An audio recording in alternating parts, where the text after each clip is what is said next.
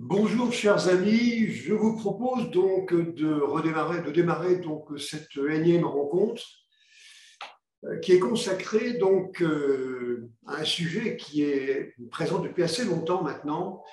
C'est le choix qui est à faire entre Linux d'un côté et Windows de l'autre, et plus précisément sur le poste de travail.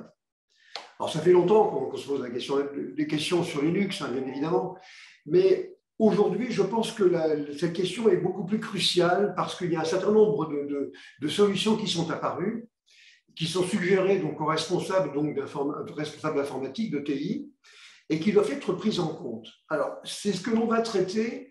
Hein. Est-ce que finalement, Linux sur le poste de travail, donc essentiellement, est-ce que c'est une bonne idée ou pas une bonne idée? Alors, je vous propose donc de démarrer comme d'habitude. On va donc partager mon écran. Alors, bonne idée ou pas bonne idée? Alors, le sommaire, si vous voulez bien, pour commencer. Donc, bon, l'évolution fonctionnelle du poste de travail. Je pense que tout ça, ça s'accompagne bien. La question qu'on se pose, elle est quand même liée très fortement à l'usage que nous avons du poste de travail maintenant, qui a quand même beaucoup changé.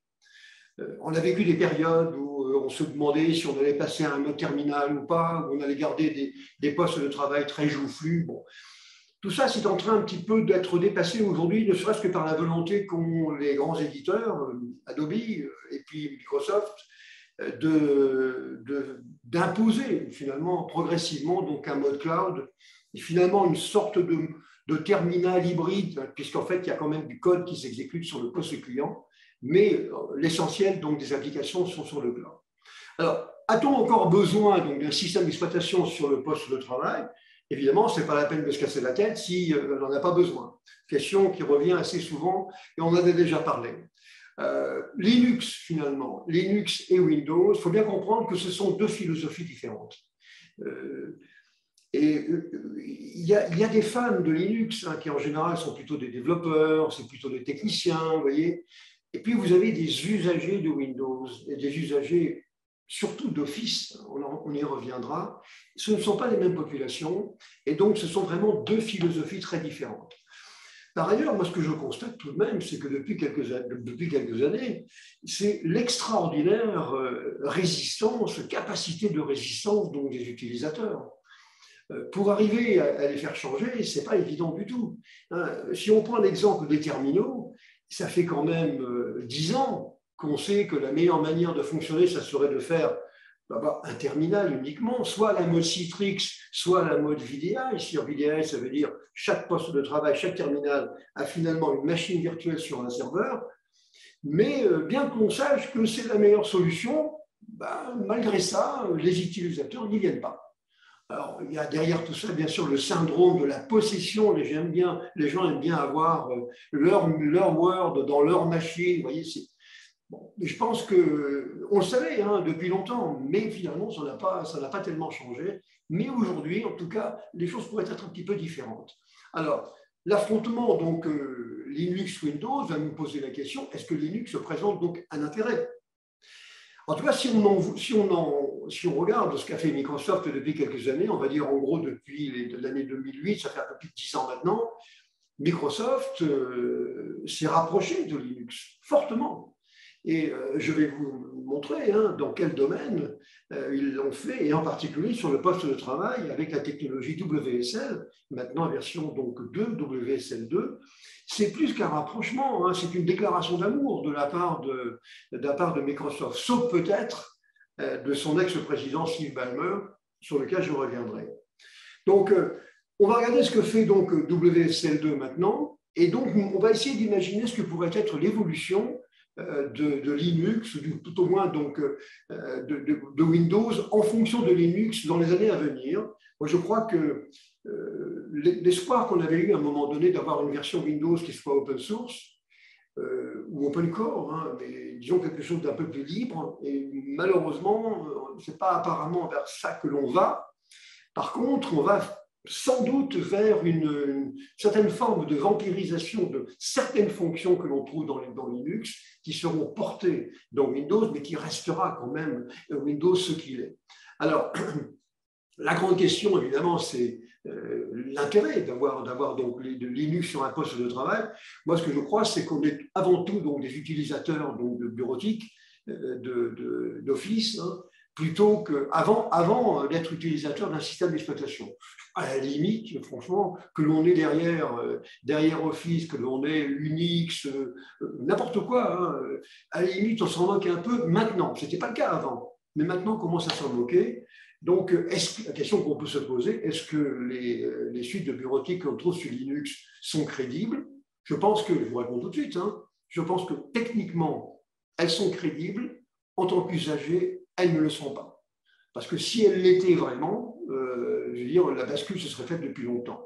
Et finalement, ça n'a pas été le cas. Il y a d'autres logiciels, d'ailleurs, dans ce cas-là, et en particulier celui, donc le cas de Adobe, hein, avec la suite maintenant qui est sur le cloud, qui est remarquable, hein, mais qui, évidemment, elle se trouve donc en mode à distance, hein, en mode cloud. Quels sont les risques que l'on va prendre donc, avec Linux et à quoi faut-il s'attendre donc, dans les années à venir? Alors, comme d'habitude, je donne quelques chiffres un petit peu pour positionner le sujet. D'après donc StatCounter, il dit qu'actuellement, Windows représente 74,2% du marché, ce qui est considérable évidemment. Le Macintosh, donc le système d'exploitation OS X qui a une forte structure donc qui vient d'Unix, hein, eh bien c'est à peu près 16,05%, ce qui n'est vraiment pas négligeable du tout. Hein. Quand on se souvient des difficultés qu'avait eu donc Apple pour démarrer face à Windows, maintenant il n'est pas ridicule du tout. Quant à Linux, il est à 2,09%. Et on n'oubliera pas également Chrome OS hein, de Google, qui lui est à 2,59%, donc supérieur aux parts de marché donc, de Linux. D'après Fortune Business Insights, la part de Linux pourrait passer en 2027, c'est-à-dire dans 5 ou 6 ans, à 19,2%. Alors, ils sont, à mon sens, ils sont assez optimistes. Je pense qu'on peut ne pas les croire, ou plus précis. Moi, je pense que ça ne se produira pas. Même si techniquement, encore une fois, il y a de bonnes raisons, on a de bons arguments de passer à Linux, mais je pense que ça ne se produira pas. Bon, alors, donc, est-ce qu'on a encore besoin donc d'un système d'exploitation? Bon, j'ai eu l'occasion déjà précédemment d'évoquer ce thème. Hein. Si on regarde un petit peu l'évolution de ce qui s'est passé depuis quelques années, tout à fait au démarrage, en 1981, on avait un système MS-DOS, hein, donc, qui était en fait un interpréteur de commande que l'on tapait donc, joyeusement donc, au clavier.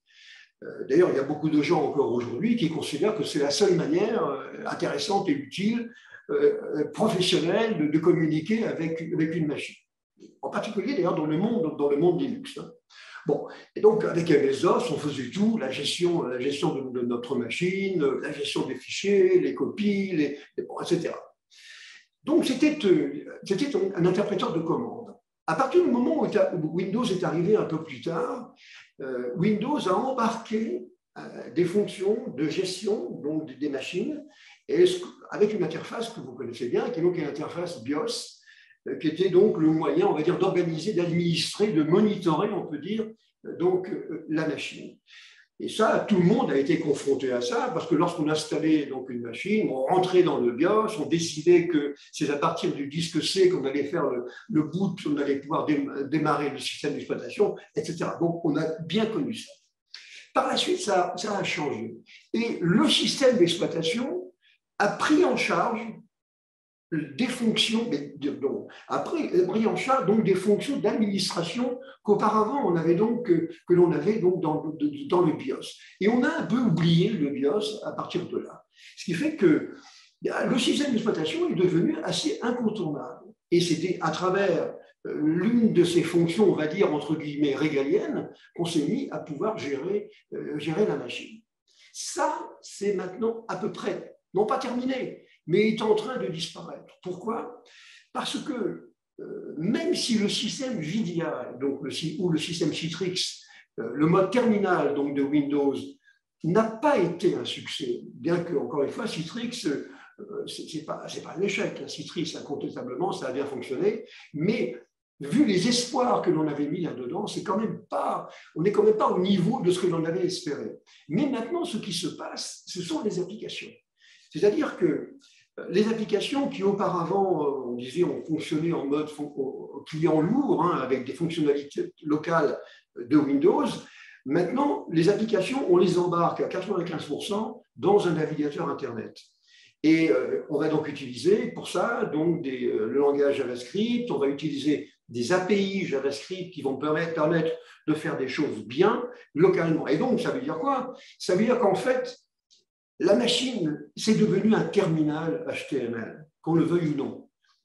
Et c'est elle qui est importante. Et c'est la capacité de ce navigateur Internet et la capacité de JavaScript, et puis la qualité également donc des API, qui feront que j'aurai un bon poste de travail. Et donc, progressivement, on est en train d'aller vers ça, un terminal HTML, et HTML pourrait réussir ce que n'avons pas réussi auparavant, un mode VDI par exemple, même si ça existe toujours. Hein. Donc une évolution. Alors maintenant, on a quand même besoin d'un système d'exploitation, mais le cœur des applications, il est moins concerné par le système d'exploitation qu'avant. Maintenant, il est plus concerné par les capacités internes que vous trouvez dans un navigateur interne. Bon, ça, c'est une évolution. Maintenant, j'ai remarqué quand même une chose depuis des années, c'est que qui se sert des machines? Moi, j'ai constaté une chose, c'est que les gens veulent toujours, sur leur machine, des capacités qui ne leur servent à rien. Si on regarde aujourd'hui le taux d'usage d'une machine Windows, déjà sur des serveurs, ce n'est pas terrible, mais sur des postes de travail, ce n'est pas énorme non plus. Et donc, est-ce qu'on a vraiment besoin, toujours? Alors, bien sûr, il nous faut de la mémoire.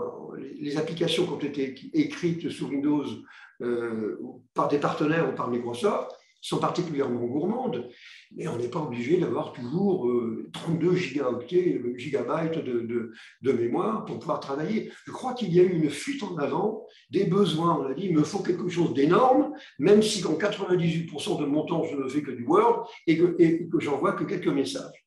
Bon, alors, j'ai ici représenté donc un petit peu les types d'usagers que nous avons maintenant. Hein. Donc, entre le généraliste, la personne qui ne quitte pas son bureau, bon, qui en général n'a pas besoin de grand-chose. Le nomade, lui, ce qui l'intéresse, c'est d'avoir des connexions donc, qui soient efficaces. Mais là encore, il n'a pas besoin énormément d'une puissance de calcul locale très élevée. Par contre, le spécialiste, lui, hein, sera un petit peu différent. Donc, il aura besoin quand même de ressources importantes. Mais justement, c'est ce spécialiste-là qui est plutôt concerné par Linux. Vous savez, les usagers, les utilisateurs classiques du poste de travail, eux, ils sont avec Windows, ça leur convient très bien. Mais par contre, les techniciens, hein, moi j'ai appelé ça ici, donc le spécialiste et puis les marginaux, ce sont des gens qui sont plutôt à l'aise avec le clavier et avec Linux. Bon, on pourrait également mettre là-dedans les rebelles, c'est-à-dire les gens qui ne supportent pas Microsoft. Et ne croyez surtout pas qu'il n'y en a pas beaucoup, il y en a énormément. Et j'ai l'impression qu'on retrouve aujourd'hui donc dans les liens, dans les liaisons, dans la manière de communiquer avec Microsoft, à peu près les mêmes problèmes qu'on avait autrefois avec IBM. Hein. On ne se comprend pas bien, on nous impose des choses qui ne nous plaisent pas, on nous contraint à des migrations. C'est quand même assez désagréable. Et donc, il y a des gens qui sont non seulement rebelles, il y en a d'autres qui haïssent Microsoft. Bon. Moi, je les comprends hein, pour un certain nombre de raisons. Bon, donc, il faut toujours avoir en tête, si vous voulez, quand on parle de Linux sur le poste de travail, qui va se servir de ça. Voilà, donc c'est une bonne chose de le rappeler. Alors maintenant, de la même manière, hein, dans l'évolution donc de ce poste de travail, on voit bien que tout le monde va vers le cloud. Tout le monde, et je parle des fournisseurs. Alors, quand Adobe maintenant, tous ces outils donc, sont sur le cloud et ils marchent très bien, ce qui ne veut pas dire qu'il n'y a rien sur le poste de travail. Il y a quand même des installations à faire sur le poste de travail, des mises à jour régulièrement au fur et à mesure que les produits du cloud sont mis à jour eux-mêmes. Donc, il y a quand même un certain travail à faire.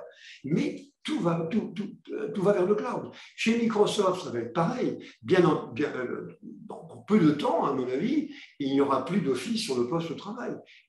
Office ne sera disponible que sur le cloud. Alors évidemment, c'est un gros changement. Alors, là-dessus, Microsoft joue quand même un peu sur du velours parce qu'il a Azure qui est aujourd'hui le fournisseur mondial numéro 1 en matière donc de cloud devant AWS, étant donné, il est vrai, que les deux ne travaillent pas sur le même domaine. AWS, ce sont des infrastructures à travers le mode IaaS, alors que Microsoft, justement, ce sont les logiciels. Et c'est à peu près 25 milliards de dollars. Hein. Donc, c'est pas rien. Et donc, on va vers le cloud. Est-ce qu'on a besoin d'avoir un énorme Windows sur le poste de travail? Ça n'a rien d'évident. Alors, j'ai repris ici toutes les fonctions, tous les usages que l'on trouve aujourd'hui. Alors, par exemple, la messagerie, elle est depuis longtemps sur le cloud. Et ça ne nous a pas donné des boutons pour autant. On utilise, chez Google, on doit utiliser Gmail. Voilà, on a donc des messageries qui sont sur le cloud. Ça ne pose pas de problème.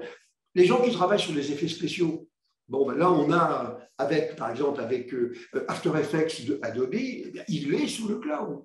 Bien entendu, je vous l'ai dit tout à l'heure, il y a donc une partie qui est locale, mais bon, la réalité augmentée, c'est pareil.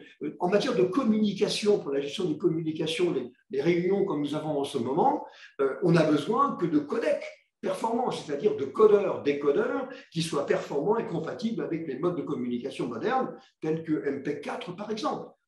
Les applications, on vient de dire, donc, elles sont essentiellement maintenant portées par les navigateurs.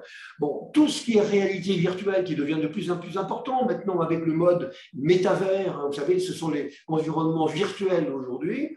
Eh bien, là, par contre, on pourrait avoir besoin localement, peut-être pendant un temps, de quelques ressources, et entre autres dans le casque, mais ça va partir, tout ça, ça va partir largement sur le cloud. On pourrait parler des moteurs de recherche, de toutes les fonctions de stockage, bien entendu, et puis aussi les jeux. Et puis, quant à la bureautique, je vous dis, elle est déjà en train de partir là-bas. Donc, la question n'est plus du tout la même aujourd'hui. On n'est plus dans le même contexte, c'est ça qu'il faut comprendre. Et donc, on peut se poser la question et se demander, est-ce qu'aujourd'hui, on peut passer sur Linux, vu que, de toute façon, on s'intéresse de moins en moins à ce qu'est un système d'exploitation. Ça valait la peine, en tout cas, d'être rappelé. Alors, ce que je voudrais dire, donc, il s'agit donc de comparer, quelque part, de comparer donc, le monde Linux sur le poste de travail et puis donc le monde Windows. Alors, je vais être assez provocateur, vous me connaissez, et je vais être un peu hypocrite, à vrai dire, parce que je vais essayer de vous démontrer que Linux a beaucoup d'avantages, je dirais même des avantages incontestables, que tout le monde comprend, mais qu'in fine, on ne changera rien. C'est-à-dire que les entreprises resteront quand même sous Windows et resteront, même bien qu'il y ait, des avantages évidents sur Linux. Il ne faut pas confondre l'intérêt de Linux sur les serveurs par rapport à un Linux sur un poste de travail. Linux sur le serveur, ça concerne surtout les techniciens. Or, les techniciens sont majoritairement favorables à Linux. Ça correspond mieux, ils sont plus libres avec Linux qu'ils le sont avec Windows. On n'est pas du tout dans le même contexte. Donc, ce n'est pas parce que sur les serveurs, c'est vrai qu'il y a un mouvement incontestable en faveur donc, de Linux, et ce, depuis des années, ce n'est pas pour autant qu'on va pouvoir le reproduire sur le poste de travail, ne serait-ce que parce que, à mon sens, il va manquer quand même des solutions bétonnées, c'est-à-dire qui marchent bien pour la bureautique. Alors, il y a bien sûr OpenOffice, LibreOffice et les autres, mais quand même, ça fait tout de même un peu usine à gaz. Je vous dis, je suis un tout petit peu provocateur, et vous voyez, mais ça fait un peu usine à gaz. Quand on est habitué à travailler sur Excel depuis des années, on n'est pas ébloui par les fonctionnalités de LibreOffice ou des autres. Donc c'est vraiment deux mondes différents. Linux, c'est un peu le symbole de la liberté. C'est liberté, les choix, avec des coûts réduits, et puis des communautés qui sont libres. D'un autre côté, Microsoft, c'est plutôt la boîte noire. La boîte noire, tout est décidé donc, sans se préoccuper de ce que pensent les usagers, et qui sont mis devant le fait accompli. peut dire ce que l'on voudra, c'est la vérité. Hein. Et je pense que Microsoft ne traite pas les usagers de la manière qu'ils mériteraient d'être traités. Hein. On est tout le temps obligé de faire un certain nombre de choses, et c'est quand même assez agaçant, ne serait-ce qu'à travers les mises à jour, par exemple. Certaines sont tellement énormes qu'on est obligé de le faire, sinon on n'a plus les avantages auxquels on a droit. À mon avis, alors je sais que c'est très provocateur et vous allez probablement m'en vouloir, mais je pense que Microsoft, Google et Oracle, ce sont les IBM de 2022. Des pratiques insupportables, mais vraiment insupportables. Par contre, avec des produits qui sont souvent remarquables. C'est ça l'ambiguïté. C'est qu'au fond, on retrouve aujourd'hui ce qui se passait autrefois. Autrefois, on utilisait IBM, pourquoi? Mais parce que ça marchait. Et ça marchait pratiquement toujours. Ça coûtait 12 fois plus cher que les autres, ça c'est vrai. C'était une horreur absolue financièrement, on est d'accord, mais ça fonctionnait. Il n'y avait aucun directeur informatique qui voulait prendre le risque d'aller sur des solutions un petit peu plus marginales pour gagner quelques dollars par-ci par-là. Il ne le faisait pas. Eh bien ça, ce syndrome-là, vous le retrouvez maintenant. Vous le retrouvez maintenant avec Windows et Linux, parce que, et ça sera ma conclusion d'ailleurs aujourd'hui, quel est le directeur de TI, quel est le directeur informatique qui va prendre le risque de changer aujourd'hui 10 000 postes de travail Windows avec des gens qui sont habitués à Windows à travers Office? Quel est celui qui va prendre le risque de passer à Linux? On a vu des exemples. Hein. Regardez la ville de Munich en Allemagne. Donc, ils sont passés triomphalement sur Linux en disant nous avons gagné notre liberté. Et là, ils sont revenus la queue basse à Windows. Parce qu'encore une fois, les gens, ce sont d'abord des utilisateurs d'Office avant d'être un utilisateur Windows ou Linux. Si vous changez Linux derrière, vous mettez Linux à la place de Windows, ce n'est pas ça qui va les rendre heureux. Hein. Ce qui compte, c'est que ça marche avec Office. Vous voyez? Oui, c'est ça. Et donc, on est un peu dans le même syndrome que l'on a connu auparavant avec IBM et avec d'autres, hein, ce qui n'est pas rassurant. Alors, ce qu'il faut savoir sur Linux, c'est que d'abord, Linux, ce n'est pas un système d'exploitation. Il faut comme toujours se rappeler ça. Linux, c'est un noyau. Un noyau. C'est-à-dire cette partie donc, du logiciel machine hein, qui est chargée donc, de la gestion des ressources machines. Et donc, il leur permet donc de communiquer avec les applications. Linux, c'est un noyau. Par contre, à côté de ça, bien entendu, il y a d'autres choses. Donc, ce noyau est accompagné de logiciels. Beaucoup viennent d'ailleurs de la fondation, la GNU, la fondation Free Software, donc les projets GNU. Hein. Il y a énormément de logiciels, je vais vous en montrer quelques-uns après. Hein. Et l'ensemble constitue ce qu'on va appeler un système d'exploitation. Et donc, ce qu'on appellera aussi une distribution Linux. Mais ne pas confondre distribution Linux avec le noyau. La distribution, c'est un ensemble de choses autour d'un noyau qui, lui, est standard et qui est géré en particulier par Linus Torvalds, qui est un petit peu le grand maître aujourd'hui dans l'évolution des versions de Linux. Alors, une distribution Linux, c'est ce que montre ce schéma, va donc être. Qu'est-ce qu'il y aura? Vous allez avoir un système de fenêtrage pour interagir avec les applications. Vous allez avoir un gestionnaire de fenêtres hein, qui va donc lui gérer physiquement le positionnement, la réduction, au contraire l'extension des fenêtres. Et vous voyez, on a très connu, hein, on a le X11 qui vient du monde Unix, mais le plus récent d'ailleurs, Wayland, qui est assez récent, donc ce sont des moyens d'organiser les fenêtres et on va dire d'organiser les communications avec les applications. Alors c'est l'intermédiaire en gros entre le système de fenêtrage et l'environnement graphique. Et puis on a un bureau. On a un bureau KDE, on a un bureau tel que GNOME, Aqua, etc. On a un bureau que je peux choisir. C'est une brique indépendante du noyau. Bien sûr, qui doit être compatible, évidemment, mais qui est quand même indépendante. Et j'ai quand même le choix. On a également, dans les distributions uniques, Linux, on a donc un gestionnaire de paquets, un framework, donc alors il y en a un certain nombre dedans. Hein. Donc, si vous voulez, Linux, il faut comprendre que c'est l'association d'un certain nombre d'outils qui se répartissent en 4 couches autour d'un noyau. Ça, c'est une distribution Linux. Et je vous le dis tout de suite, il y en a actuellement plus de 500. Bon, évidemment, 500, pour arriver à s'y retrouver, ce n'est pas forcément le plus évident. Bien. À côté de ça, donc vous voyez, grande liberté de construction, et les techniciens se disent, Moi, je vais prendre the best of breed, c'est-à-dire je vais prendre la meilleure solution. Et je vais prendre GNOME ou KDE, vous voyez. Et c'est une espèce de construction, on va dire, à la Lego. Alors qu'avec Microsoft, alors là, c'est un bloc. Microsoft a dit, c'est comme ça, c'est pas autrement, je ne veux voir qu'une seule tête. Donc, c'est quoi? Vous aurez bien entendu, donc, dans Windows, vous allez avoir Windows 10, par exemple, ou 11 maintenant. C'est donc un noyau. C'est une bibliothèque de logiciels spécifiques. OneDrive, hein, vous connaissez ça bien. Paint, vous avez Edge en tant que navigateur Internet. Vous avez Store. Vous avez des services d'accompagnement intégrés, le pare-feu. Vous avez également la mise à jour qui est intégrée.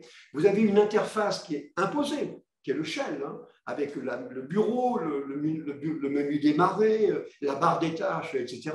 Et puis, vous avez d'autres choses. Mais ça constitue des blocs qui sont figés et que vous ne pouvez pas modifier à votre convenance. Ça, ce n'est pas possible. Hein. Donc, d'un côté, vous avez quelque chose qui satisfait énormément les techniciens et de l'autre, qui satisfait énormément les usagers. Parce que, pour dire la vérité, Office, Word, Excel sont quand même des produits extraordinaires. De même que ceux de Adobe. Quand on voit ce que fait un Photoshop, ce que fait un Illustrator, c'est quand même assez faramineux. Il faut voir d'où on vient. Et donc, encore une fois, ce n'est pas la même population. On ne fait pas plaisir aux mêmes personnes. Donc, deux mondes qui sont extrêmement différents. Alors, je vous ai mis ici quelques exemples. Vous voyez, quand on veut construire finalement une distribution, enfin, ce n'est pas l'utilisateur qui va faire ça. Hein, lui, il va acquérir ou il va prendre une distribution, mais l'éditeur de la distribution va pouvoir choisir un certain nombre d'outils qui existent. Alors, je les ai mis ici, hein, des programmes d'archivage, des outils pour faire des comparaisons, des moyens pour obtenir donc, des informations d'utilisateurs. Bon, il y a toute une série de choses qui existent et qui font partie, on va dire, de la panoplie que vous pouvez donc, trouver avec donc, le projet donc, GNU. Hein. Alors, il faut savoir d'ailleurs une chose, c'est que Microsoft est partie prenante là-dedans. C'est-à-dire qu'il a racheté donc, on va dire, l'hébergeur de toutes ces solutions qui font... Il est derrière, hein, donc faut quand même, oui, il n'est pas du tout éloigné donc, de ce mouvement. Alors, affrontement Linux-Windows, il faut quand même se souvenir que Microsoft n'a pas toujours été un grand fan donc, de Linux, et on pourrait reprendre les phrases du président, donc, M. Steve Ballmer, qui était régulièrement élu comme le plus mauvais président des compagnies technologiques américaines, puis il était numéro 1 tous les ans, et qui avait un peu son franc-parler hein, aujourd'hui, et qui avait dit, j'ai repris la phrase ici, vous voyez, Linux, c'est un cancer. Un cancer, bon, un propos très léger. Ce qu'il faut savoir quand même, c'est que quand M. Ballmer est parti, eh bien, il a créé, ou il a rejoint une compagnie qui, elle, travaille avec Linux. Donc, la vérité de la veille n'était pas nécessairement la vérité du lendemain. Bon, en tout cas, c'était un petit peu, pendant très longtemps, vous savez, d'ailleurs, Bill Gates n'était pas très éloigné de ça. Hein. Pendant très longtemps, Microsoft a eu une approche d'abord monopolistique et ensuite très globale, très système fermé. L'ouverture, ça lui faisait très peur. Hein, ce qui n'est pas le cas d'ailleurs avec l'actuel patron donc, de Microsoft, qui est Satya Nadella, ce n'est pas son cas. Mais disons que les générations de dirigeants qui ont précédé donc, Satya Nadella étaient quand même assez préféraient des solutions bloquées, vous voyez, hein, que eux seuls pouvaient donc administrer. D'ailleurs, ça a coûté la place à un moment donné, donc au numéro 2 de Microsoft, qui s'appelait Reozi, et qui proposait, lui, d'aller sur le cloud avec des systèmes beaucoup plus diversifiés, beaucoup plus ouverts qu'aujourd'hui. Bon. Donc, ça n'a pas toujours été le cas. Microsoft n'a pas toujours été donc, un grand fan de Linux. Mais ça a changé. Alors, j'ai essayé de vous représenter des choses un petit peu pour vous montrer un petit peu l'évolution de Microsoft par rapport à Linux. Et donc, je pense qu'il y a trois phases dans ce rapprochement donc, de Microsoft de Linux. D'abord, une phase d'observation, hein, et une phase de cohabitation. Et puis, je pense qu'il y aura une phase de vampirisation après, pendant laquelle Microsoft va aller prendre des bonnes idées qui sont véhiculées par Linux. Alors, dans la phase d'observation, je vous disais tout à l'heure qu'elle avait été commencée donc, en 2008, eh bien, on a quand même assisté à un certain nombre de choses qui sont très significatives.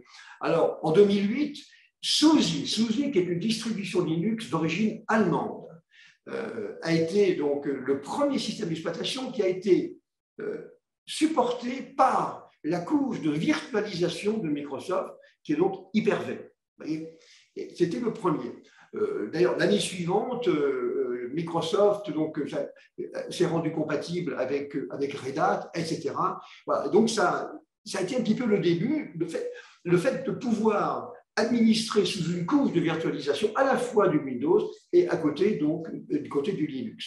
Bien, c'était une obligation, hein, mais Microsoft avait bien compris qu'il ne pouvait pas être crédible, entre autres sur les serveurs, s'il n'était pas capable d'administrer, sous une machine virtuelle, d'administrer donc des logiciels Linux.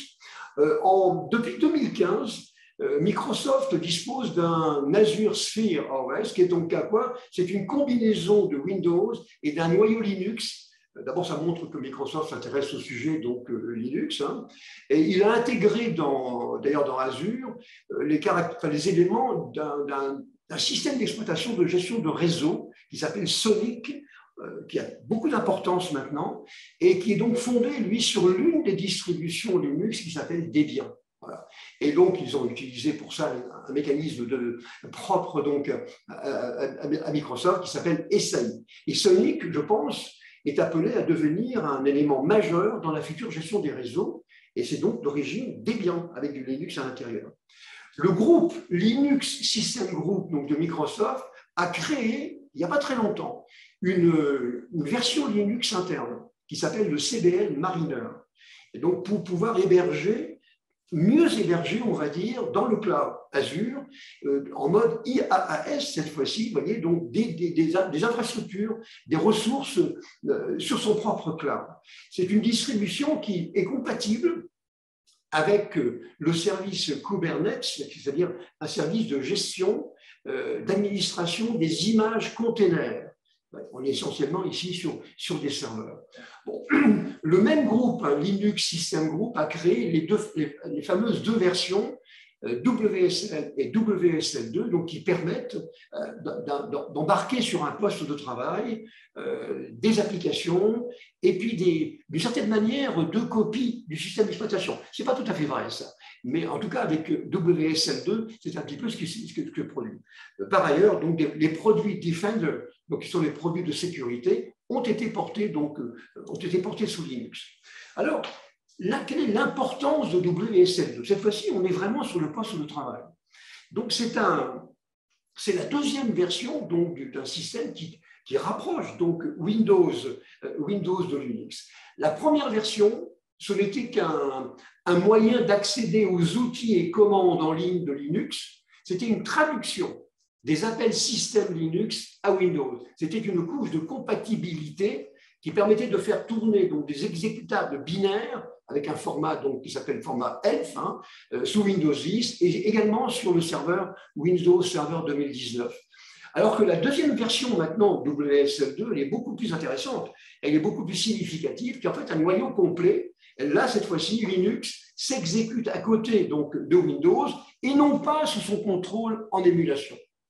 Parce que l'émulation, c'est bien joli, mais on en fait depuis 30 ans. Hein. Mais il y a toujours un bouton de lettre qui manque, quelque chose qui ne marche pas bien, un truc qui ne colle pas. Donc, plutôt que d'avoir ce genre de situation, eh bien, il est préférable d'avoir, j'ai du Linux ici, j'ai du Windows là, très bien, et donc ça va tourner en même temps, et sous contrôle, bien entendu, donc d'un hyperviseur. Alors, le fameux dual boot dont Microsoft avait beaucoup parlé à un moment donné, donc je peux booter à partir de l'un ou de l'autre de système. Maintenant, on l'a oublié avec WSL2. Alors, conséquence, ça veut dire quoi? C'est-à-dire qu'on peut exploiter un noyau Linux à la place de Windows. Et en termes d'administration, c'est très facile. Il vous suffit de cocher une option dans le fichier wsconfig pour dire, voilà, pour déclarer un chemin, un pass, pour y accéder directement. Ce n'est pas plus compliqué que ça. Avec dans WSL2, donc deux nouveautés majeures. D'abord, le rôle essentiel d'Hyper-V, ce qui n'était pas gagné d'avance, parce que vu la concurrence que pouvait faire VMware Bon, on ne peut pas dire que c'était d'une simplicité évidente hein, de gagner ça. Donc, c'était d'une part le rôle majeur maintenant d'Hyper-V, et puis c'est aussi donc, le rapprochement donc, avec Docker par un produit très important également dans ce contexte-là qui s'appelle le Elco, donc les containers donc, sous Windows, eh bien, qui héberge un noyau très fin de Linux pour pouvoir exécuter des images Docker. Finalement, tout ça contribue maintenant, tout ça converge. Alors, on sait d'ailleurs que Docker n'est peut-être pas la solution idéale hein, pour le futur.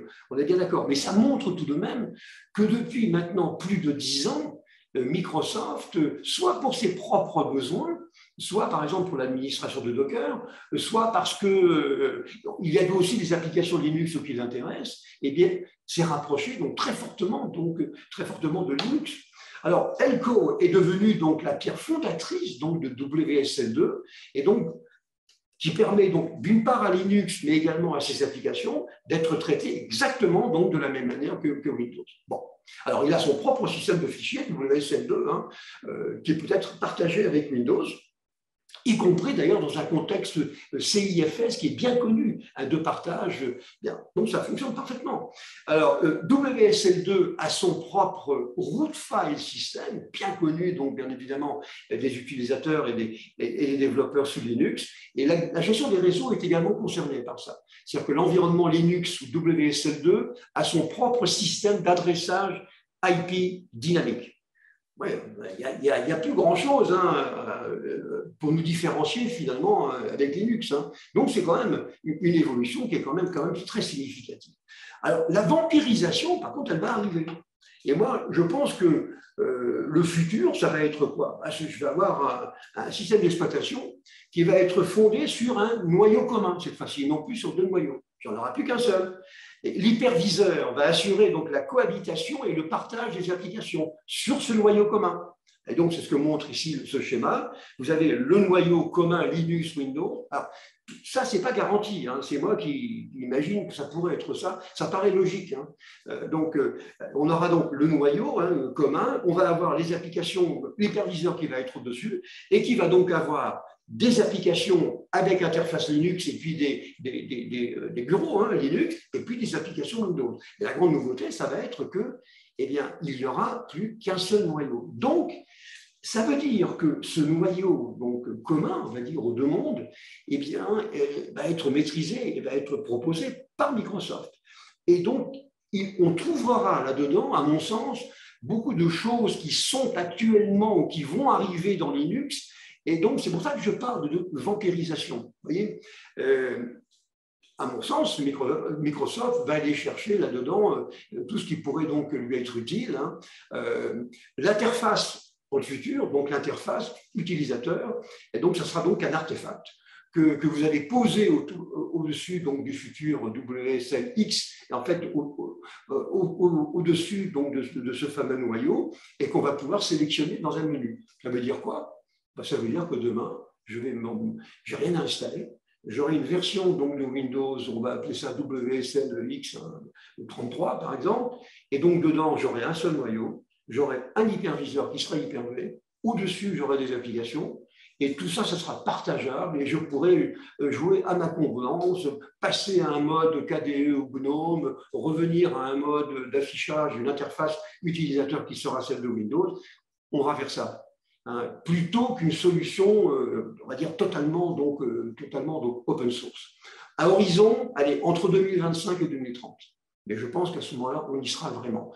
Et quand vous regardez bien aujourd'hui, on s'aperçoit que Microsoft est déjà très actif dans beaucoup de domaines.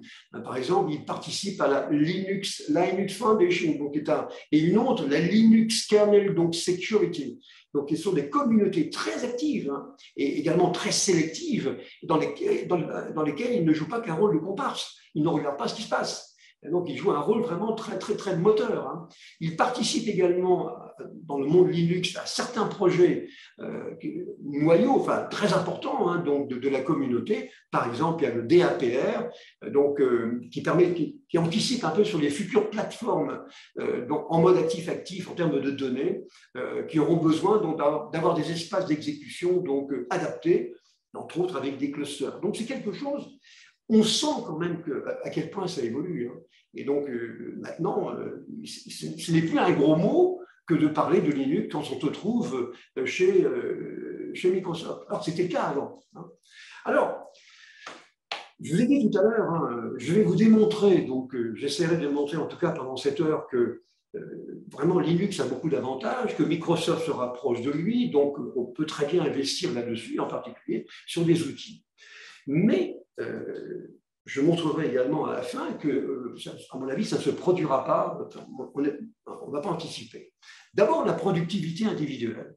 Regardez bien, la productivité individuelle, c'est-à-dire la bureautique, hein, tous les outils d'aujourd'hui.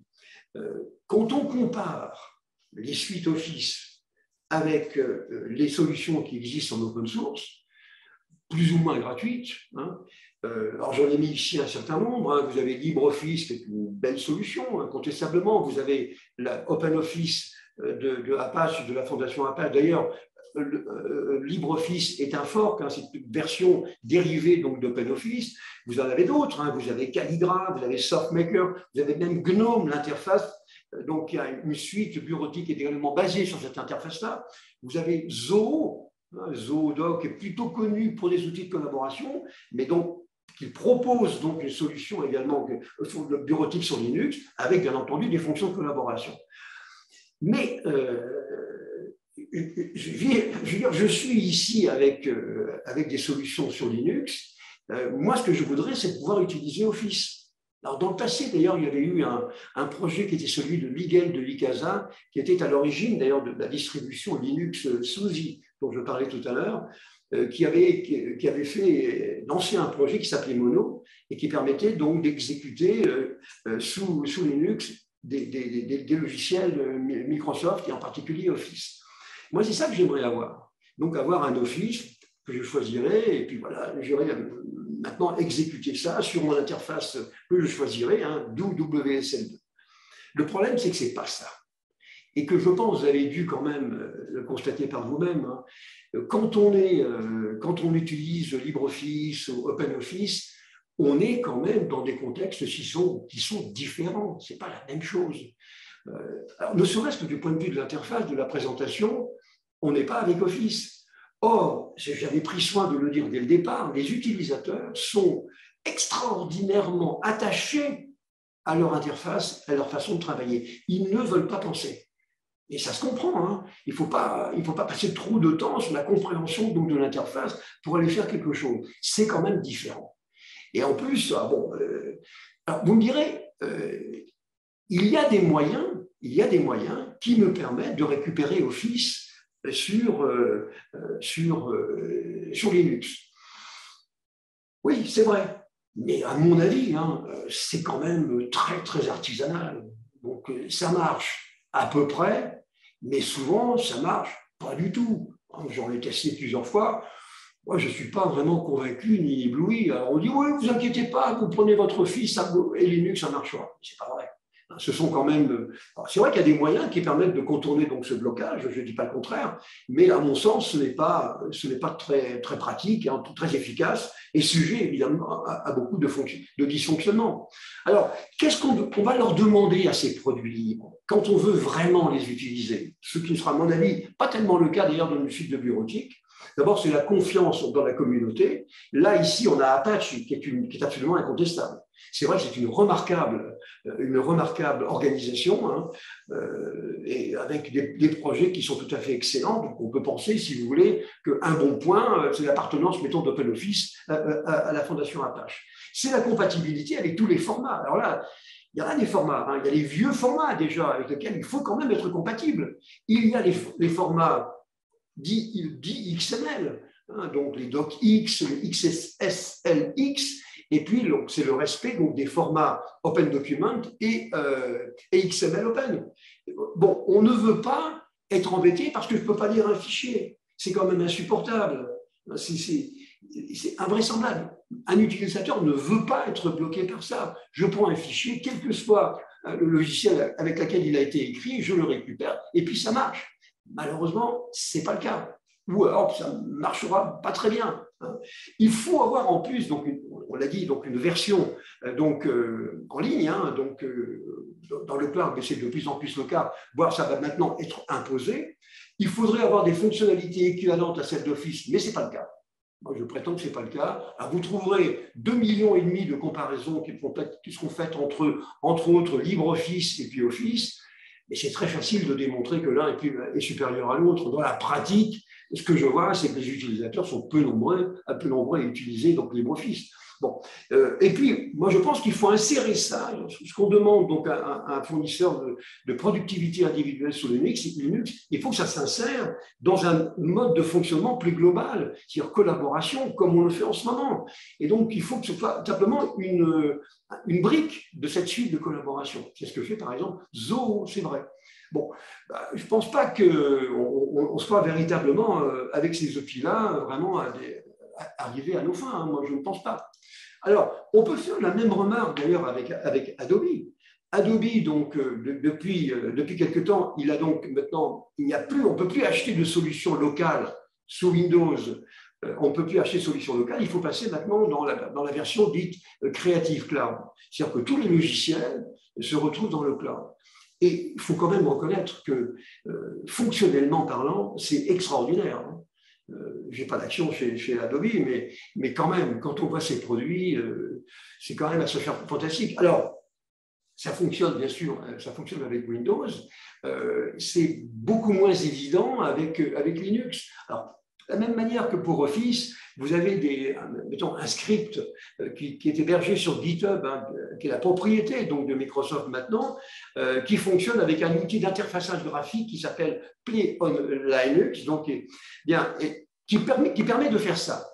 Mais bon, je dis ça peut fonctionner de temps en temps, mais pas tout le temps. Donc, je n'aurais pas trop confiance. Par contre, l'autre solution, exactement comme pour Office, la question qu'on vient de se poser sur la bureautique, on pourrait peut-être utiliser des solutions open source pour remplacer certains produits de la suite donc Creative Cloud. Et il faut reconnaître quand même qu'il y a quand même des solutions qui tiennent la route. Par exemple, avec Illustrator, vous avez un produit qui s'appelle Inkscape, que je trouve assez remarquable, qui coûte 0. Il y a une bonne communauté. La doc n'est pas toujours terrible, mais c'est quand même un bon produit. Vous avez la même chose, vous avez des produits comme Kdendive, donc l'équivalent de Premiere, ou pour After Effects, vous avez un système qui s'appelle Natron. Je veux dire que sur ce schéma, je vous montre un peu toutes les alternatives qui existent, hein, qui sont de type open source, hein, et donc qui marchent avec Linux ou Windows, hein, et Windows. Donc, c'est une possibilité qui existe. Et le problème donc, posé par Adobe est un problème qui est le même finalement que celui de la bureautique Office. Alors, vous allez me dire, mais alors, bon, très bien, alors je suis convaincu. Parfait, je suis convaincu, donc je vais installer une distribution Linux. Alors, on va commencer par se dire laquelle. Laquelle? Il y en a donc 500, à peu près, même plus de 500. Alors, je vous en ai mis ici un certain nombre. Vous avez donc Ubuntu, vous avez Linux Mint, vous avez Deepin, qui est un produit d'origine chinoise, vous avez Garuda, vous avez Fedora, très connu, hein, entre autres la version donc Workstation qui est extrêmement connue, vous avez MX Linux, vous avez XDE Neon, voilà. Plein de structures, la grande majorité d'ailleurs absolument inconnues, hein, mais qui sont des distributions qui sont accessibles sur le poste de travail. Le problème que l'on va avoir, c'est que est-ce que vous pouvez vous contenter d'une seule distribution Linux et de vous dire, je vais vivre avec elle, et donc tous les produits que je vais acquérir je vais installer, seront donc compatibles avec cette distribution. Malheureusement, ce n'est pas le cas. Et un certain nombre de produits viennent avec leur distribution Linux. Ce qui fait que vous risquez de vous retrouver assez rapidement sur votre poste de travail avec 3, 4 distributions différentes de Linux. Et du point de vue, imaginez, si c'est votre machine, ça ne posera pas de problème. Mais imaginez que vous ayez 10 000 machines dans l'entreprise et que vous retrouviez avec ces distributions, ça sera ingérable. Vous n'y arriverez jamais. Non seulement il faut les installer, mais ensuite il faut les faire vivre. Il va y avoir des évolutions, des API nouvelles. Ça sera impossible. Parce que, encore une fois, les applications viennent avec leur contexte, on va dire, elles viennent avec leur environnement. Donc, je vous souhaite bien du plaisir. Simplement, il y a un certain nombre de distributions qui sont particulièrement, donc, on va dire, efficace et de très très bonne qualité. C'est donc OpenSUSE, Ubuntu, Fedora. Très très bonne solution. Il y a peut-être d'autres encore. Hein. Vous voyez, ça, c'est 3 distributions quand même auxquelles on peut donc faire confiance. Alors, c'est vrai que Linux, j'essaye toujours de démontrer que c'est vraiment l'idéal. Hein. Linux, donc, un gros avantage, c'est ça, la force de ces communautés, qui sont assez soudées, il faut quand même le reconnaître. Chez Microsoft, il n'y en a pas. Les seules communautés qui existent, ce sont des communautés d'intérêt entre Microsoft et puis ses partenaires. Nous, on n'est pas très concernés. Alors, je parle dans l'absolu, bien évidemment, il y a des associations d'usagers, donc je sais très bien, mais ça n'a pas on n'a pas la force qu'a donc le monde Linux. Par contre, quand on regarde ce qui s'est passé chez Linux, il y a, par exemple, il y a eu 15 637 développeurs qui appartenaient à 1513 compagnies différentes qui avaient contribué à l'évolution du noyau Linux depuis 2017. Donc, en fait, il y a énormément de gens qui sont intéressés, mais plutôt donc des techniciens, pas des usagers. En 2021, on peut aussi constater ça, c'est que toutes les grosses machines, donc ce qu'on appelle les HPC, hein, tournent sur des souches Linux. Hein, y compris d'ailleurs les Chinois, hein, qui ont donc maintenant leur propre distribution. Et malgré la force commerciale de Microsoft, on va dire le poids extraordinaire donc de Microsoft, plus de 50% des développeurs travaillaient sous Linux en 2019. Vous voyez cette distinction qu'il faut faire entre les développeurs, et plus particulièrement sur les serveurs, et les utilisateurs d'un poste de travail, ce ne sont pas les mêmes. Donc, vous voyez, là, 50% des développeurs travaillaient sous Linux en 2019 et 85% disaient que c'était un choix non contraint. On ne leur avait pas imposé, hein, et donc ils travaillaient là-dessus par goût, parce qu'ils considèrent que le système d'exploitation Linux était très supérieur pour leurs besoins de développeurs à Windows. D'après Alexa, qui est un observateur, sur les 25 sites web les plus importants de la planète, il n'y en avait que 2 qui n'utilisaient pas Linux. Et d'après DoubleSuite.co, 96,3% du million de sites web les plus remarquables sont eux aussi sous Linux. 96,3%. Vous voyez bien cette dichotomie qu'il y a entre les serveurs et les usagers du poste de travail. Ce n'est pas du tout pareil. C'est vrai que les communautés Linux ont une force extraordinaire et qui est d'ailleurs souvent motivée par la haine de Microsoft, parce que c'est bien comme ça qu'il faut l'appeler. Les gens haïssent Microsoft pour ses comportements, ils disent que les produits sont nuls, ce qui n'est pas vrai, mais vous voyez, c'est plutôt on va dire une motivation très négative, ça.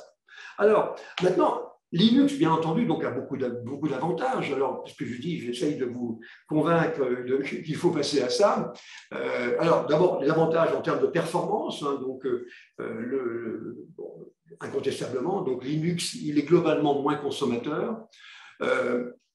Il est bien conçu. Il a un noyau qui est très imperméable et qui est moins lourd et assez adaptable. Nous avons, par exemple, construit, nous, un pare-feu en utilisant un noyau Linux, parce que structurellement, ce noyau est bien conçu et bien structuré. Hein. Alors, sur les capteurs, donc les fameuses IoT, vous savez, les objets, hein, Windows ne fait pas le poids, hein, c'est pas bon. Hein. Alors, ces capteurs ont besoin donc d'un OS temps réel avec une très faible empreinte, éventuellement que de quelques cas, hein, et donc qui soit très efficace. Et donc, comme l'est effectivement le noyau Linux, c'est vrai. Il est plus léger, donc avec une empreinte qui est plus réduite. On peut le personnaliser d'une manière plus efficace. Hein. Il faut dire ce qu'il y a avec les icônes, les polices. On n'a pas. Quand on est chez Microsoft, on est quand même un peu dans un tunnel tout noir. Hein. On est obligé d'aller là où se trouve la lumière. La lumière, c'est Microsoft qui l'allume. Hein. Alors, il y a une meilleure sécurité sur Linux, c'est vrai. Donc, une séparation, par exemple, plus claire donc, des privilèges. Quand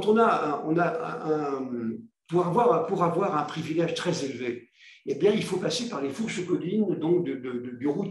Donc, c'est très surveillé. On ne peut pas faire n'importe quoi. De la même manière, les fichiers, par définition, sont non exécutables. Et si vous voulez modifier cet état, vous devez passer par un outil qui s'appelle le chmod. Donc, le changement c'est un changement. Et donc, effectivement, hein, c'est une meilleure sécurité. Linux est également réputé plus stable. Hein, on ne doit pas le redémarrer dès qu'il y a un peu de vent. Non. Donc, il est plus stable, ça c'est vrai. On l'a dit à l'instant, donc la force de l'open source et puis de ces communautés, bien sûr. Et puis la console, alors là c'est un petit peu hypocrite, je le reconnais, mais la console Linux, c'est vrai que c'est plus rapide qu'une interface graphique. Mais ça, c'est un choix qu'ont fait les usagers. Après tout, on peut faire beaucoup de choses avec l'interface graphique. Mais plutôt se couper un bras que d'utiliser une interface graphique quand on est un développeur. Donc, on t'apprend en mode commande, même s'il faut retaper 18 fois les mêmes commandes parce qu'on s'est trompé. Vous savez, c'est un état d'esprit. Hein. Un état d'esprit très pro-Linux qui, par moment, est quand même un tout petit peu, c'est un peu des gamineries hein, de temps en temps. Hein. Bon, donc la plupart des distributions, ce qui est aussi très intéressant là, ici, ont une version dite live. C'est-à-dire que vous n'avez rien à installer, vous mettez votre CD-ROM ou votre clé USB sur la machine, et bien vous démarrez votre Linux, vous n'avez rien à faire et ça ne laisse pratiquement pas de scories donc, dans votre machine. Donc c'est vrai que les arguments donc, ne manquent pas. Hein, ce qui est... Bon, maintenant, il y a quand même quelques inconvénients. Quelques inconvénients qui sont assez clairs. Je vais essayer, voilà. Quelques inconvénients. D'abord, de mon point de vue, en tout cas, je trouve que l'installation est un peu plus délicate, un peu plus bidouille, même si pour Microsoft, enfin, je vous dis, je suis un peu hypocrite. Hein. Les interfaces sont différentes. Il y a beaucoup d'interfaces différentes. Alors vous me dites, on a le choix comme ça, mais c'est vrai que ça peut nous poser quelques problèmes également. Ces interfaces peuvent être déroutantes, hein, incontestablement. Et le fait de nous dérouter, ça peut être contre-productif, bien évidemment. On a des logiciels, on l'a dit, donc, avec la bureautique, donc, qui fonctionnellement sont assez différents. Il en manque encore beaucoup aujourd'hui, qui soient hébergés, on va dire, sur Linux nativement. Je trouve que la maintenance est plus compliquée. Alors vous direz, les gens diront que ce n'est pas vrai. Moi, je pense que si, quand même. Maintenant, c'est plus compliqué et qui nécessite une meilleure connaissance de l'espace machine. Et je crois surtout que ça, c'est l'une des raisons pour lesquelles les développeurs préfèrent Linux, hein, parce qu'ils sont proches des machines, ce qui n'est pas le cas donc d'un utilisateur. Alors, il y a inconvénient, c'est donc également la compatibilité des formats. Ça, c'est insupportable. Le fait de ne pas pouvoir réutiliser d'une manière automatique quelque chose, je trouve ça, mais c'est un manque de professionnalisme épouvantable. Il y a des anomalies de comportement par moment, des choses bizarres qui se passent. Beaucoup d'incidents. Alors, vous me direz, ça arrive aussi avec Windows, hein, je suis d'accord, mais beaucoup d'incidents qui sont peut-être pas graves, mais qui, avec le temps et avec, on va dire, une certaine mauvaise foi, hein, comme la mienne en ce moment, eh bien, créent une sorte de mauvaise réputation. On dit, voilà, c'est comme les machines, hein, Linux, ça tombe en marche de temps en temps, mais ça ne tombe pas en panne. Ça tombe en marche de temps en temps. Bon. Financièrement, par ailleurs, quand on raisonne en matière donc, de coût total de possession, donc de TCO, mais si on met là-dedans tout ce qu'il faut, c'est-à-dire la formation, l'assistance externe, etc., en plus des produits, je pense que les deux sont à peu près au même niveau. Disons que le poids des licences, il est contrebalancé par le prix que vous payez plus élevé pour faire intervenir des gens qui sont compétents sur ces sujets-là. Bon, globalement, en tout cas, je pense que ce n'est pas un argument qu'il faut utiliser pour choisir Linux plutôt que Microsoft. Et puis, il y a la fameuse dépendance de Linux Torvalds, hein, qui a été tout premier, donc le premier à faire une distribution donc Linux. On était donc en 1987, donc ça a donc maintenant plus de 30 ans, hein, 34 ans. Hein. C'est lui qui est un peu le grand maître des changements donc, de version. Alors, actuellement, bon, et notre ami Linus Torvalds, de temps en temps, il pète un peu les plombs. Hein. Et c'est ce que j'ai voulu indiquer ici. Dans certaines circonstances, Linus Torvalds a su faire preuve d'une grande capacité d'écoute et d'une incontestable maîtrise de la langue qu'il maîtrise et qu'il manie avec légèreté et doigté. D'où le doigt d'honneur. En plus, c'est vrai, hein, il a une certaine tendance à dire à certains interlocuteurs qui ne le jugent pas compétents que ce sont des abrutis. Bon, alors ça peut ne pas plaire aux interlocuteurs. Je pense qu'il manque un tout petit peu, on va dire, de finesse dans son dialogue. Mais c'est quand même lui qui est quand même le maître un petit peu incontesté hein, d'évolution du noyau Linux. Hein, entre les versions à un même niveau et puis les sauts de version. Bon, moi, j'en arrive à ceci, donc qui va être, c'est la fin de en tout cas mon plaidoyer. Hein. Alors, on me dirait, mais vous reprochez beaucoup de choses à Linux, mais on peut aussi reprocher plein de choses à Microsoft. Hein. Par exemple, des redémarrages forcés. après une mise à jour cumulative. Justement, des mises à jour cumulatives qu'il faut absolument télécharger et installer, on ne peut pas y échapper. Et il y a tous les 6 mois de très grosses mises à jour obligatoires qui me pourrissent la vie. Le support pendant 18 mois qui oblige les usagers à installer donc, les mises à jour pour continuer de bénéficier donc, des correctifs de sécurité. L'interface donc, est contrainte, sans possibilité de choix, même si le fait d'avoir plusieurs interfaces comme KDE, GNOME peut être aussi contestable. Et puis une forme d'impérialisme donc, qui impose des directives venues de Raymond et qui ne se préoccupe pas des clients, je vous avais dit, c'est le syndrome IBM. Et puis du fait de son succès, énorme, hein, Microsoft est quand même la cible numéro 1 des criminels, donc c'est tout à fait normal que l'on trouve beaucoup de... Enfin, il y a autant de failles, vous savez, dans Linux qu'il y en a dans Windows, mais les gens vont prioritairement plutôt s'intéresser, enfin les criminels, plutôt s'intéresser donc à Microsoft plutôt que Linux. Et puis des prix qui peuvent être considérés comme élevés. Et les usagers sont pris en otage. Alors j'en conclus quoi, chers amis? Eh bien, je pense que Linux, avec la mauvaise foi que j'ai étalée depuis tout à l'heure, présente beaucoup d'avantages, hein, beaucoup d'arguments en sa faveur, mais je pense qu'il ne percera pas de manière significative. Il ne percera pas. La raison, je vous l'ai donnée, c'est que les utilisateurs ne sont pas des usagers de Windows, donc ils se moquent comme de leur première chemise ou de leur premier corsage, mais d'Office ou d'un autre logiciel important. C'est ça qui les intéresse. Ou d'un navigateur, un moteur de recherche, vous voyez, c'est le produit. Maintenant, qu'il soit sur un OS ou un autre, ça ne les intéresse pas. D'ailleurs, on le voit bien, les changements qui sont effectués sur Office sont extrêmement mal perçus. Alors que ceux qu'on fait sur Windows, ouais, limite, bon, on ne les voit pas trop. Hein. Bon, on a un changement qui a été fait par l'administrateur, mais moi, l'important, je me retrouve quand même dans mon Office. Dans leur grande majorité, je pense que les usagers vont rester donc sur Office, que ce soit en local ou sur le cloud. Mais de toute façon, après, ils vont être obligés de passer sur le cloud et ils ne basculeront pas sur LibreOffice ou sur OpenOffice, qui resteront marginaux. C'est dommage, hein, parce que ce sont quand même des produits intéressants, mais ça restera marginal. Et je vous le disais, la philosophie de tout ça, c'est quel est le directeur informatique qui va prendre l'initiative de passer des milliers de postes sur Linux. Il va prendre un risque absolument inconsidéré. D'accord? Et si jamais il y a le moindre problème, et ça ne va pas rater, il va y avoir des plaintes qui vont arriver jusqu'à la direction générale, jusqu'au management, eh bien, il va y avoir des soucis. La seule décision, la seule justification aujourd'hui, à mon sens, de basculement sur Linux, sur le poste de travail, c'est une décision politique. Parce que politiquement, on ne veut plus travailler avec l'impérialisme de Microsoft. Ça se comprend. Ça peut se critiquer, mais ça peut se comprendre. Une décision politique, d'ailleurs, qui avait été à l'origine de la ville de Munich, qui avait décidé avec beaucoup d'emphase sur sa décision de basculer donc sur Linux. Mais ils sont revenus en arrière après, hein, parce qu'ils ont bien compris que ça ne collait pas.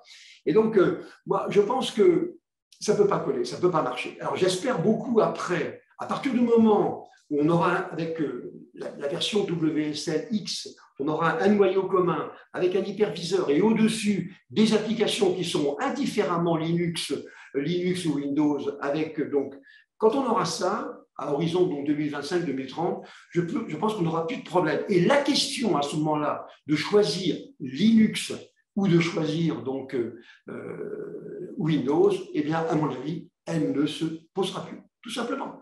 Et on aura donc, ça sera la fin d'un cycle. Hein. Alors, on me pose une question, on me dit, est-ce que Mac OS X serait une alternative viable? Je pense oui, beaucoup plus que Linux, ne serait-ce qu'à travers les chiffres. Je pense que c'est une vraie solution, parce qu'on me retrouve un petit peu dans la mouvance Mac OS X, on trouve à peu près le même attachement de la communauté Apple. Et ça, c'est une force également. Donc, je pense que c'est une solution. Et en général, d'ailleurs, ils travaillent un peu en autarcie. Ils n'ont pas forcément besoin de communiquer avec d'autres. Bon, disons que c'est une solution qui à mon avis, donc, est tout à fait jouable. Bon, voilà ce que je peux vous dire. Vous voyez, un formidable Linux, simplement, on n'ira pas. Pourquoi? Parce que Windows ou Linux, je m'en moque. Ce qui m'intéresse, c'est Office. Point. C'est ça la philosophie de cette histoire. Voilà, j'espère que je ne vous ai pas trop choqué et je vous remercie de m'avoir suivi. Merci infiniment pour votre attention et j'espère vous retrouver donc dans 15 jours où nous allons faire un numéro spécial donc, de nos webinaires. On va faire un bilan donc, de l'année donc 2021, ouais, c'est bien ça, et on va décerner nos bons points et les mauvais points. Vous allez voir, ça ne manquera pas de sel. J'espère vous y retrouver nombreux. Bonne journée pour nos amis canadiens et bonne soirée pour nos amis français. À bientôt.